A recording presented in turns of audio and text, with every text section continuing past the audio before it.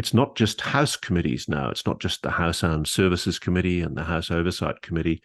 It's now going to be, apparently mid next week, the Senate Armed Services Committee will be sponsoring the exact same language, pushing for UAP transparency. That's historical and groundbreaking.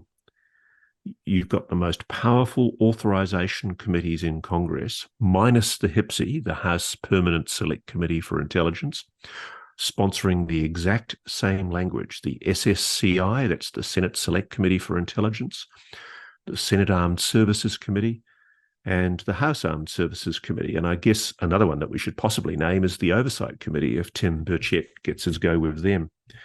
And what he's talking about is, in part, the amendment that Mr. Gallagher has put up, which is essentially saying no funds authorised to be appropriated by the National Defence Authorisation Act for fiscal year 24 may be obligated or expended directly or indirectly, in part or in whole, to conduct or support any activity relating to unidentified anomalous phenomena that is controlled under a classified program that has not been formally, officially, explicitly, and specifically described, explained, and justified to the appropriate congressional committees, congressional leadership.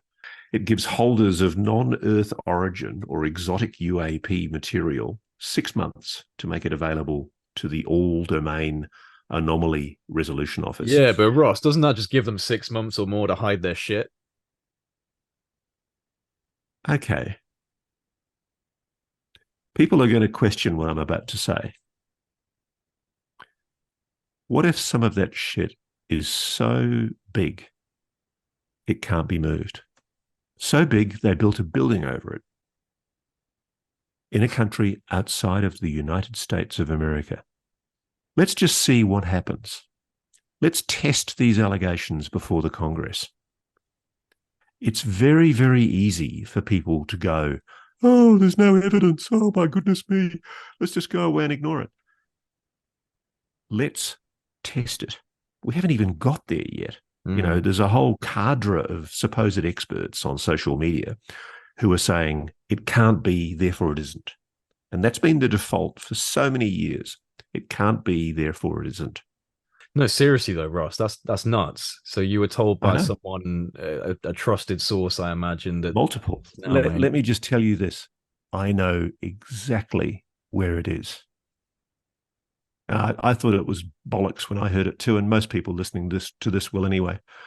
But yeah, I mean, again, just an allegation, but one that I'm, assured should be taken seriously and hopefully will be being investigated by the Congress. Because again, where did the money come from? What's that money accounted for? The continued security and control of such an object for many decades. Who's paid for that? What programs have paid for that? Has that been disclosed to taxpayers? This is going to be a really fun inquiry. If Congress starts doing its job,